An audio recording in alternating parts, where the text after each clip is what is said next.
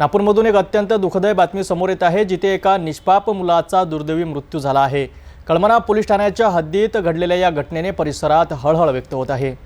नागपूर जिल्ह्यातील कळमना पोलीस ठाणे हद्दीत पावणगाव येथे देव हाईट या इमारतीत एक हृदयद्रावक घटना घडली आहे।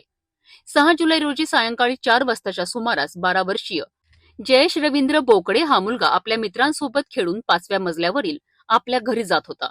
मात्र जिन्यामध्ये एक बेवारस कुत्रा त्याच्यावर भुंकू लागला। कुत्र्याला पाहून जयेश घाबरला आणि पळू लागला। याच गडबडीत तो 6व्या मजल्यावरील कॉमन खिडकीतून खाली पडला। गंभीर जखमी अवस्थेत त्याला तातडीने पारडी येथील भवानी हॉस्पिटलमध्ये नेण्यात आले, परंतु डॉक्टरांनी त्याला मृत घोषित केले। या घटनेनंतर कळमना पोलिसांनी अकस्मात मृत्यूची नोंद केली आहे। पोलीस उपनिरीक्षक गिराम हे या प्रकरणाचा पुढील तपास करीत आहेत।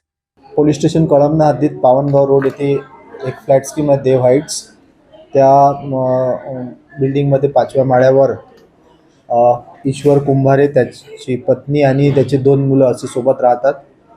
दिनांक 6-7 रोजी 1600 वाजता दरम्यान खाली बिल्डिंगच्या खाली लहान मुलं खेळत होते आणि खेळणं झाल्यानंतर ते आपापल्या घरी पायऱ्यांवरून पळत जात असताना यातील मृतक मुलगा जयेश वय 12 वर्ष हा पायऱ्यांवरून पळत जात असताना त्याच्या हातात एक छोटी काठी होती।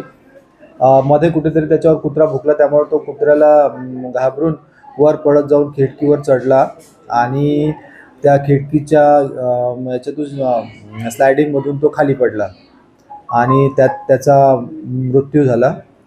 मृत्यू झाल्यानंतर त्याला खाली पडल्यानंतर त्याला प्रथम भवानी हॉस्पिटलमध्ये नेलं। भवानी हॉस्पिटलमध्ये त्याचे उपचार करून त्याला मेयोमध्ये नेण्यात आलं, पण तिथे डॉक्टरांनी त्याला मृत घोषित केलं। त्यानंतर पोलीस स्टेशनला अकस्मात मृत्यू दाखल करण्यात आला। काल त्याचं PM होऊन त्याचं पार्थिव शरीर त्याच्या आईवडिलांच्या ताब्यात देण्यात आलेलं आहे। अधिक तपास सुरू आहे। मुलगा 12 वर्षाचा आहे, पण त्याला प्राण्यांप्रती प्रेम होतं असं आजूबाजूचे लोक सांगतात। त्याच्या घरी एक छोटासा पाळीव ससा पण होता, त्याच्या वडिलांनी आणलेला होता त्याच्यासाठी। प्राण्यांबद्दल प्रेम होतं त्याला आणि तो नेहमी कुत्रे असं कोणत्याही प्राण्यावर प्रेम करायचा। वडील 2, एक बहीण आहे त्याला 17 वर्षाची, तो 12 वर्षाचा आहे मृतक मुलगा। त्याचे वडील ट्रान्सपोर्टचा बिझनेस करतात, त्यांचे 4-5 ट्रक आहे आणि ते स्वतःच त्याचा बिझनेस करतात।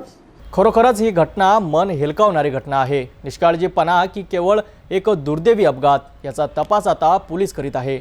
या घटनेमुळे इमारतीमधील मुलांच्या सुरक्षिततेचा प्रश्न पुन्हा एकदा ऐरणीवर आला आहे। या घटनेबद्दल अधिक माहितीसाठी पाहत रहा सिटी न्यूज।